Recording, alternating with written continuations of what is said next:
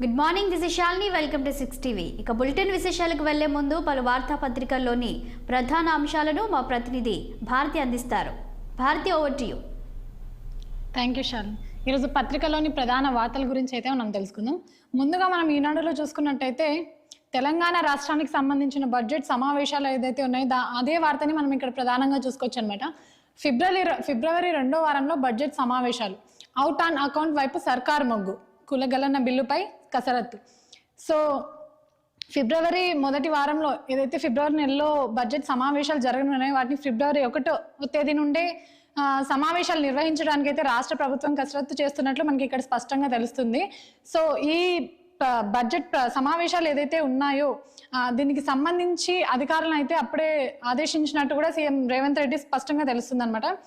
So అయితే ప్రస్తుతం సమావేశాలకు సంబంధించి సర్కార్ అయితే అవుట్ ఆన్ అకౌంట్ వైపే మొగ్గు చూపుతున్నట్టుగా మనకి ఇక్కడ స్పష్టంగా ఉంది. సో దీంతో పాటు కుల గణన బిల్ ఏదైతే ఉందో దానిపై కూడా రాష్ట్ర ప్రభుత్వం కసరత్తు చేస్తున్నట్టు స్పష్టంగా కనిపిస్తుంది. సో ఇది రాష్ట్ర బడ్జెట్ కి సంబంధించిన సమావేశాలు ఏవైతే ఉన్నాయో దానికి సంబంధించిన వార్త అని చెప్పొచ్చు.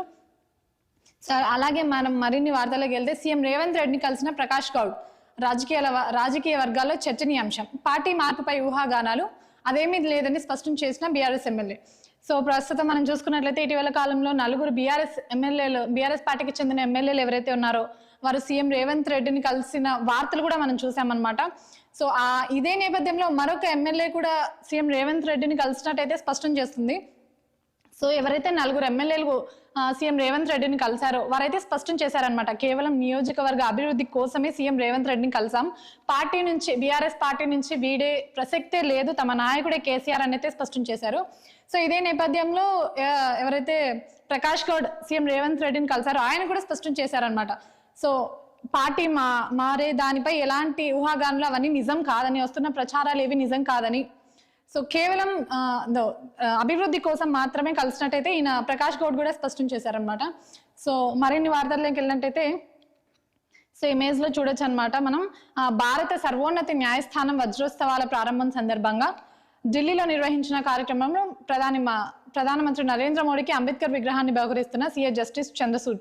సో ఇమేజ్ లో మనం చూడొచ్చు అనమాట, భారత ప్రధాని నరేంద్ర మోడీకి అయితే అంబేద్కర్ విగ్రహాన్ని ఇలా గిఫ్ట్ చేయడం అయితే మనం ఇమేజ్ లో చూడొచ్చు అనమాట.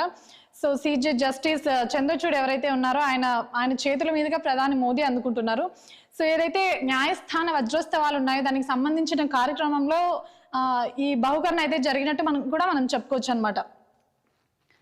సో ఇక్కడ చూసినట్టయితే పోయింది అధికారమే, పోరాట పటం కాదు, కాంగ్రెస్ హామీల అమలుకు గొంతెత్తుదాం.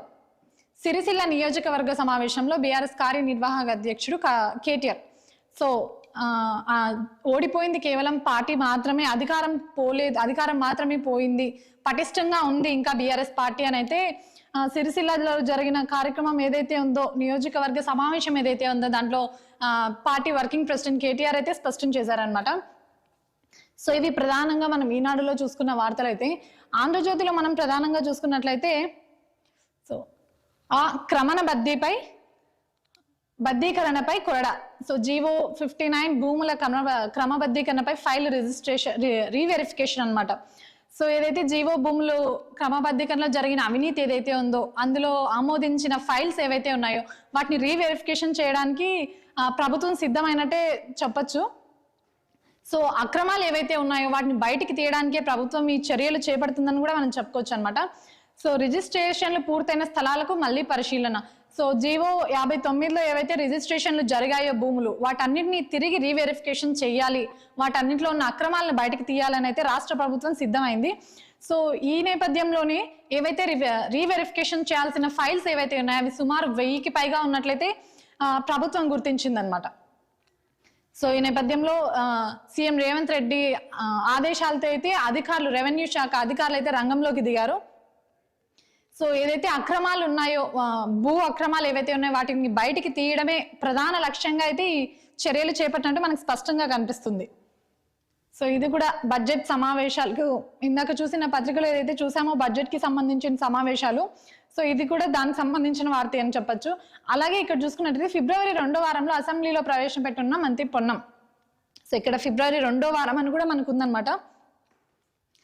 సో ఇదే వార్తని మనం ఇందాక కూడా చూసామన్నమాట. ఇమేజ్ లో మనం చూసుకోవచ్చు ఇక్కడ సీఎంతో బీఆర్ఎస్ ఎమ్మెల్యే ప్రకాష్ గౌడ్ భేటీ. సో దానికి సంబంధించిన ఈ వార్తని ఇక్కడ కూడా ప్రధానంగా తీసుకున్నారు అనమాట. సో ఇది ఇక్కడ చూసుకున్నట్టయితే కేసీఆర్ కాలిగోటికి రేవంత్ సరిపోడు, తీస్మార్ ఖాన్లతోనే ఏమీ కాలేదు, బుడ్డార్ ఖాన్ ఏమవుతుంది. సో ప్రస్తుతం ఇది సిరిసిల్లాలో జరిగిన నియోజకవర్గ సమావేశం ఏదైతే ఉందో దానికి సంబంధించి అందులో మాట్లాడిన మాటలు అని ఇక్కడ చెప్పొచ్చు. సో తీస్మార్ ఖాన్లే కేసీఆర్ని ఏమీ చేయలేకపోయే 9 ఏళ్ల పరిపాలనలో మీరేం చేస్తారు అనే ఒక కౌంటర్ అయితే ఇక్కడ సీఎం రేవంత్ రెడ్డికి కేటీఆర్ వేశారనమాట. సో 50 కోట్లు ఇచ్చి పదవి తెచ్చుకున్నాడు, విపక్షంలోనే KCR danger. So CM Revanth Reddy అయితే ప్రజలు ఎన్నుకున్న నాయకుడు కాదు, లైక్ ఇక్కడ మనం చూసుకున్నట్టయితే 50 కోట్లు పెట్టి సీట్ తెచ్చుకున్నారు అని కూడా ఇక్కడ స్పష్టం చేశారనమాట. సో ఇక్కడ చూసుకుంటే సిఐకి బేడీలు, బోధన్ మాజీ ఎమ్మెల్యే కుమారుడి కేసులో అరెస్ట్, ఎమ్మెల్యే అనుచరుడు కూడా, ప్రజాభవన్ వద్ద కారు బీభత్సం కేసులో పురోగతి, నిందితుడు పారిపోయేందుకు సహకరించిన ప్రేమ్ కుమార్. సో ప్రజాభవన్ దగ్గర ఏదైతే కారు బీభత్సం జరిగిందో అందులో బోధన్ మాజీ ఎమ్మెల్యే ఎవరైతే ఉన్నారో ఆయన కుమారుడు చేసిన కార్ యాక్సిడెంట్ లో సహకరించిన నేపథ్యంలో సిఐకి బేడీలు పడినట్టుగా మనకు తెలుస్తుంది. సో అలాగే త్వరలో మరో సిఐని కూడా అరెస్ట్, ఇదే కేసుకి సంబంధించి ఎవరైతే అవినీతికి పాల్పడ్డారో, ఎవరైతే నిందితులకు సహాయం చేశారో వాళ్ళని కూడా అరెస్ట్ చేయడానికి ముందుకొస్తున్న అధికారులు సిద్ధమైనట్టు కూడా తెలుస్తుంది ఇక్కడ. సో నితీష్ 9వ బీహార్ సీఎంగా మరోసారి ప్రమాణం. సో బీహార్ సీఎంగా నితీష్ కుమార్ అయితే 9వ ప్రమాణం స్వీకారం చేశారనమాట. ఇమేజ్ లో కూడా మనం చూడొచ్చు బీహార్ సీఎంగా ప్రమాణం స్వీకారం చేస్తున్న నితీష్ కుమార్ అనమాట. సో ఇది నిన్న జరిగిన ఏదైతే ప్రమాణ స్వీకార కార్యక్రమం ఏదైతే ఉందో అందులో తీసిన ఇమేజ్ అని కూడా మనం చెప్పుకోవచ్చు. సో ఇక్కడ చూసుకున్నట్లయితే పంచాయతీలో ప్రత్యేక పాలన, 12,769 గ్రామాలకు అధికారుల నియామకం, నేడో రేపో ఆదేశాలు, సెలవుల్లో ఉన్న సిబ్బంది అందరూ తక్షణమే విధులకు రావాలని హాజరు. సో ఇది పంచాయతీలో అయితే ప్రత్యేక పాలన జరుగుతుంది అని స్పష్టంగా ఉంది ఇక్కడ. అయితే ప్రస్తుతం 12,769 గ్రామాల్లో ఈ అధికారుల నియామకం అయితే జరపనున్నట్లు తెలుస్తుంది. అది కూడా నేడో రేపో అన్నట్టే ఇక్కడ తెలుస్తుంది. సో ఎవరైతే ఈ శాఖలకు సంబంధించి దీనికి సంబంధించిన అధికారులు ఎవరైతే ఉన్నారో ప్రతి ఒక్కరూ విధులకు హాజరు కావాలి అని అయితే ప్రభుత్వం స్పష్టం చేసింది ఇక్కడ. సో ఇవి ప్రధానంగా మనం చూసుకున్న వార్తలు ఆంధ్రజ్యోతిలో. సో ఇక్కడ చూసుకున్నట్లయితే గ్రామానికి రెవెన్యూ ఉద్యోగి, మళ్ళీ విఆర్ఓలు విఆర్ఏలు. సో మనందరికీ తెలిసినట్టు గత ప్రభుత్వం ఏదైతే రెవెన్యూ అధికారులను తీసేసి అదే వేరే శాఖలకు మార్చారో వారిని మరి తిరిగి రెవెన్యూలోకి తీసుకురావడానికి కాంగ్రెస్ ప్రభుత్వం అయితే కసరత్తులు స్టార్ట్ చేసిందనమాట. సో బీఆర్ఎస్ ప్రభుత్వం అయితే వాళ్ళ తప్పులను కప్పిపుచ్చుకోవడానికి, వాళ్ళ తప్పులు బయటకు వస్తాయని భయంతోనే రెవెన్యూ శాఖలోని అధికారులను అయితే వివిధ శాఖల్లోకి మార్చిందని కూడా ఇక్కడ స్పష్టంగా ఉంది. సో దీనికి సంబంధించిన వార్త. అలాగే ఈ నేపథ్యం ఇక్కడ చూసుకున్నట్టయితే బీఆర్ఎస్ తొత్తులకు కట్టబెట్టిన వారిని పేదలకు ఇస్తాం. 9 ఏళ్ల బీఆర్ఎస్ పాలనలో ఏవైతే భూములు బీఆర్ఎస్ అనుచరులు కానివ్వండి, కార్యకర్తలు కానివ్వండి, వాళ్ళకు సంబంధించిన వాళ్ళకి అక్రమంగా తీసుకున్న వారు ఎవరైతే ఉన్నారో వాటి దగ్గర నుంచి మొత్తం భూములను సేకరించి పేదలకు పంచిపెడతాం అనేటట్టుగా అయితే మనకి స్పష్టంగా చూసుకోవచ్చు. సో ఈ రెవెన్యూ శాఖ అధికారులను ఎవరైతే నియమిస్తున్నారో కొత్తగా వారికి ఈ నెల తిరిగేసరికి 5వ తేదీలోపు జీతాలు కూడా పడతాయనేది ఇక్కడ స్పష్టంగా హామీ ఇచ్చారనమాట. సో ఇవన్నీ డిప్యూటీ కలెక్టర్ సంఘం, తహసీల్దార్ సంఘం డైరీ క్యాలెండర్ ఆవిష్కరణలో మాట్లాడుతున్న మంత్రి పొంగులేటి శ్రీనివాస్ రెడ్డి. సో ఇమేజ్ లో మనం చూసుకోవచ్చు ఈ మాటలన్నీ మంత్రి పొంగులేటే స్పష్టం చేశారు. సో రెవెన్యూ ఉద్యోగి, మళ్ళీ విఆర్ఓలు విఆర్ఏలు అనేది స్పష్టంగా మనకు కనిపిస్తుంది అనమాట. సో ఇవి ప్రధానంగా మనం ఇక్కడ చూసుకున్నట్టయితే ఢిల్లీలో ప్రభుత్వ ప్రత్యేక ప్రతినిధి మల్లు రవి తెలంగాణ భవన్లో పదవి బాధ్యతలు స్వీకరణ. సో ప్రభుత్వానికి ప్రత్యేక ప్రతినిధిగా మల్లు రవి అయితే ప్రమాణ స్వీకారం చేసినట్టు మనం ఈ ఇమేజ్ లో చూసుకోవచ్చు. సో వెలుగులో మనం ప్రధానంగా చూసుకున్నట్లయితే సో బ్యానర్ వార్తలో చూసుకున్నట్లయితే ఇక్కడ మేడారం జాతరకు ఒక్కరోజే 5 లక్షల మంది ముందస్తు మొక్కులు చెల్లించుకునేందుకు జనం మేడారం జాతరకు పోటెత్తారు. సో ఆదివారం ఒక్కరోజే 5 లక్షల మందికి పైగా తరలి వచ్చారు. గద్దెలకు తాళాలు వేయడంతో దూరం నుంచే మొక్కులు చెల్లించుకున్నారు. రద్దీ కారణంగా తాడ్వాయి మేడారం రూట్లో 4 కిలోమీటర్ల మేర ట్రాఫిక్ జామ్. సో మేడారం జాతరకు కేవలం ఒక రోజే 5 లక్షల మంది దర్శనానికి వెళ్ళినట్టు ఇక్కడ స్పష్టంగా ఉంది. అయితే ఆదివారం అందరికీ సెలవు రోజు కావడంతో అందరూ ఆదివారమే ప్రయాణాలు పెట్టుకోవడంతో సుమారు 4 కిలోమీటర్ల మేర ట్రాఫిక్ అయితే నిలిచిపోయింది. సో ఇమేజ్ లో కూడా మనం చూసుకోవచ్చు ఎంత ట్రాఫిక్ అయితే ఎంత బాలు తీరిందో అని కూడా. సో ఇక్కడ చూసుకున్నట్టయితే బిల్డర్స్ సంపద సృష్టికర్తలు వాళ్ళకు సహాయక సహకారాలను అందిస్తాం డిప్యూటీ సీఎం. సో తెలంగాణ రాష్ట్రానికి వచ్చే ఏదైతే అభివృద్ధి కానివ్వండి, సంక్షేమం కానివ్వండి, రాష్ట్రానికి మంచి జరుగుతుంది అంటే వాళ్ళను ఖచ్చితంగా ప్రోత్సహిస్తాము అన్నట్టు డిప్యూటీ సీఎం స్పష్టం చేశారు.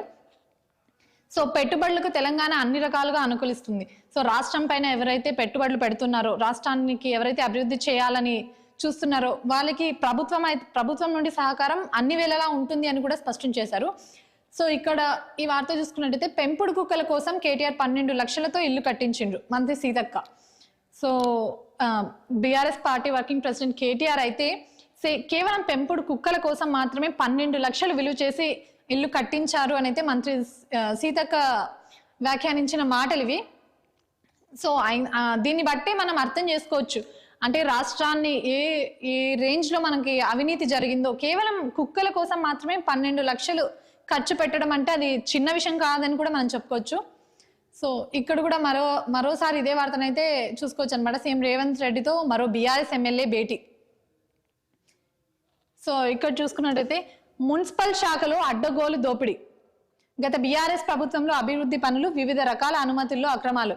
సో మున్సిపల్ శాఖ ఏదైతే ఉందో దానికి సంబంధించి అడ్డగోలుగా దోపిడీలు, అవినీతులు జరిగినట్టుగా స్పష్టంగా ఉంది ఇక్కడ.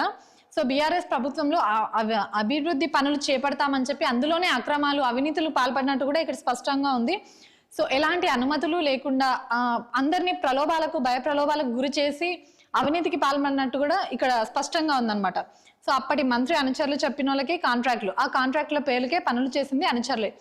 సో ఎవరైతే వారికి ప్రభుత్వానికి అనుకూలంగా ఉన్న మనుషులు ఎవరైతే ఉంటారో వారికి మాత్రమే ప్రాజెక్టులు కానివ్వండి, కాంట్రాక్టులకు సంబంధించిన ఏవైతే కాంట్రాక్టులు ఉంటాయో వాళ్ళ నిర్మాణానికి సంబంధించిన కాంట్రాక్టులు వాళ్ళకి మాత్రమే ఇచ్చేవారని, అలాగే ఆ కాంట్రాక్టులు కేవలం పేరుకు మాత్రమే కాంట్రాక్ట్, కానీ పనులు చేసేది మొత్తం పార్టీకి సంబంధించిన వ్యక్తులు ఎవరైతే ఉంటారో వాళ్ళే పనులు చేయిస్తారు అని కూడా ఇక్కడ స్పష్టంగా ఉంది. సో ఇక్కడ ఇంకో వార్త చూసుకున్నట్లయితే రేవంత్ ప్రజలు ఎన్నుకున్న సీఎం కాదు, మేనేజ్మెంట్ కోటాలో పదవి తెచ్చుకుండు కేటీఆర్. సో అయితే జరిగిన ఎలక్షన్స్ ఏవైతే ఉన్నాయో అందులో కాంగ్రెస్ పార్టీ గెలిచినట్టు మనకు అందరికీ తెలిసిందే. అయితే ప్రజలు ఎన్నుకున్న నాయకుడు సీఎం రేవంత్ రెడ్డి కాదు, కేవలం మేనేజ్మెంట్ కోటాలో, ఇప్పుడు మనం ఎలా అయితే కాలేజ్లో సీట్లు మేనేజ్మెంట్ కోటాలో సంపాదిస్తామో అలాగే రేవంత్ రెడ్డి సీఎం కోటాని కూడా తెచ్చుకున్నారు. 50 లక్షలు విలువ చేసి సీఎం పదవిని తెచ్చుకున్నారు అని అయితే మాజీ మంత్రి కేటీఆర్ అయితే వ్యాఖ్యానించారనమాట. సో కేసీఆర్ లేకపోతే తెలంగాణ ఎక్కడిది, సీఎం పదవి ఎక్కడిది? సో రాష్ట్రానికి మూలం కేసీఆరే అన్నట్టయితే ఇక్కడ స్పష్టంగా ఉంది. అదే కాకుండా కేసీఆర్ లేకపోతే తెలంగాణ లేదని, సీఎం పదవి అనేది తెలంగాణకు రాదు అని కూడా ఇక్కడ మాజీ మంత్రి కేటీఆర్ స్పష్టం చేశారు. సో ఇక్కడ కూడా మనం చూడొచ్చు, బీహార్ సీఎంగా 9వ సారి నితీష్ కుమార్ ప్రమాణం. సో మరిన్ని వార్తలకి మనం వెళ్ళినట్టయితే, సో ఇవి ప్రధానంగా మనం చూసుకున్నట్లయితే వెలుగులోని ప్రధాన వార్తలు అని చెప్పుకోవచ్చు ఇవి మనం. సో దిశలో మనం చూసుకున్నట్లయితే కేటీఆర్ కు బిగ్ షాక్, అవిశ్వాసం దిశగా సిరిసిల్ల మున్సిపల్ క్యాంప్ నకు తరలిన 12 మంది కౌన్సిలర్లు. సో సొంత పార్టీ, సొంత నియోజకవర్గం, అలాగే సొంత పార్టీ కౌన్సిలర్ల నుంచి కేసీఆర్ కు బిగ్ షాక్ అని కూడా మనం చెప్పుకోవచ్చు అనమాట. సో ఏదైతే నియోజకవర్గ సమావేశాలు నిర్వహించారో అందులో 12 మంది కౌన్సిలర్లు అయితే సమావేశానికి డుమ్మా కొట్టినట్టు కూడా మనకి ఇక్కడ స్పష్టంగా ఉంది. సో ఇదనమాట. అంటే దీన్ని బట్టి మనం అర్థం చేసుకోవచ్చు, ఇప్పటికే మనకు తెలిసినట్టు ఎమ్మెల్యేలు ఎవరైతే ఉన్నారో ఇప్పటికీ సుమారు 5 మంది ఎమ్మెల్యేలు సీఎం రేవంత్ రెడ్డిని కలిసినట్టు కూడా మనం వార్తల్లో చూసాం ఇందాక. దాంతోపాటు దానికి ఇది కూడా మనం యాడ్ చేసుకున్నట్టయితే 12 మంది కౌన్సిలర్లు క్యాంపునకు తరలి వెళ్లారు. సో సమావేశానికి హాజరు కాకుండా క్యాంప్కి వెళ్లారు అన్నట్టయితే ఇక్కడ స్పష్టంగా ఉందన్నమాట. సో దీన్ని బట్టి మనం అర్థం చేసుకోవచ్చు బీఆర్ఎస్ ప్రభుత్వం ప్రస్తుతం ప్రజల్లో ఎంత అట్టడుక్కు వెళ్ళిపోతుందో అని కూడా మనం స్పష్టం చేయొచ్చు అనమాట. సో గులాబీ రిచ్ బినామీ పేర్లతో బీఆర్ఎస్ లీడర్లు ఇసుక దందా. సో 9 ఏళ్ల పాలనలో ఏవైతే బీఆర్ఎస్ ప్రభుత్వం చేపట్టిన అక్రమాలు ఏవైతే ఉన్నాయో ఒక్కొక్కటిగా కాంగ్రెస్ ప్రభుత్వం బయటకు తీస్తుందని మనం చెప్పుకోవచ్చు. ఈ క్రమంలోనే ఇంకొక అవినీతిని కూడా కాంగ్రెస్ ప్రభుత్వం బయటకు తీసింది. అదేంటంటే ఇసుకకు సంబంధించిన దందా అనమాట. సో బిల్స్ లేకుండానే రోజుకు 100లాది ట్రిప్పులు. సో ప్రాజెక్టులు ఏవైతే బీఆర్ఎస్ ప్రభుత్వం చేపట్టిన ప్రాజెక్ట్స్ ఏవైతే ఉన్నాయో వాటికి సంబంధించిన క్రమంలోనే ఈ ఇసుక దందా కూడా జరిగింది అన్నట్టయితే ఇక్కడ స్పష్టంగా ఉందన్నమాట. ప్రస్తుతం దీనిపైన అయితే కాంగ్రెస్ ప్రభుత్వం దృష్టి పెట్టింది, అలాగే అధికారులతో కూడా విచారణ జరిపిస్తుంది అనమాట. సో దాని నుండి బయటకు వచ్చిన ఒక వార్త ఇదని కూడా చెప్పుకోవచ్చు. సో మరికొన్ని వార్తల్లోకి వెళ్తే ఇక్కడ కూడా ప్రధానంగా సీఎం రేవంత్ రెడ్డిని కలిసిన బీఆర్ఎస్ ఎమ్మెల్యే అన్న వార్తను కూడా ప్రదానం చేశారనమాట. సో అక్రమమా సక్రమమా, భార్య పేరిట 25 ఎకరాలు, యాచారం మండలం కొత్తపల్లిలో గుర్తింపు, ఇంకెన్ని ఉన్నాయనని అనుమానాలు. సో మాజీ సీఎస్ సోమేష్ ల్యాండ్స్ పై అయితే ప్రస్తుతం చర్చలు జరుగుతున్నాయి. సో ఆయన భార్య పైనే కేవలం 25 ఎకరాలు ఉన్నట్టు కూడా ఇక్కడ స్పష్టంగా ఉంది మనకి. సో అలాగే ఇది అక్రమ ఆస్తులా లేదా సక్రమ ఆస్తులా అనే దానిపై చర్చలు జరుగుతున్నాయి. సో దీనిపైన విచారణ జరపాలి అని కూడా ధరణి భూ సమస్యల వేదిక నుంచి ఇక్కడ మనకి డిమాండ్స్ అయితే కనిపిస్తున్నాయి అనమాట. 25 ఎకరాలు ఏవైతే ఉన్నాయో ప్రస్తుతం బయటకు వచ్చింది కేవలం 25 ఎకరాలు మాత్రమే. సో ఇది అక్రమ ఆస్తా లేకపోతే సక్రమంగా సొంత ఆస్తా అనేది తెలియాల్సి ఉంది, ఇకపై మనకు తెలియాల్సి ఉంది అనమాట. ఇదే కాకుండా ఇంకెన్ని ఉన్నాయో అని కూడా ప్రస్తుతం ధరణి భూ సమస్యల వేదికగా డిమాండ్స్ అయితే వస్తున్నాయి అనమాట. సో మనం మరిన్ని వార్తల్లోకి వెళ్ళినట్టయితే ఇది కూడా బడ్జెట్ కి సంబంధించిన వార్త అని చెప్పుకోవచ్చు. బడ్జెట్ స్టేషన్ లో కులగన్న బిల్లు. సో ఇవి ప్రధానంగా మనం చూసుకున్న వార్తలు. సో ఇవి పత్రికల్లోని ప్రధాన వార్తలు. వార్తల్లోని మరిన్ని విశేషాలు మా కొలిక్ శాలిని అందిస్తారు. Shalini, over to you.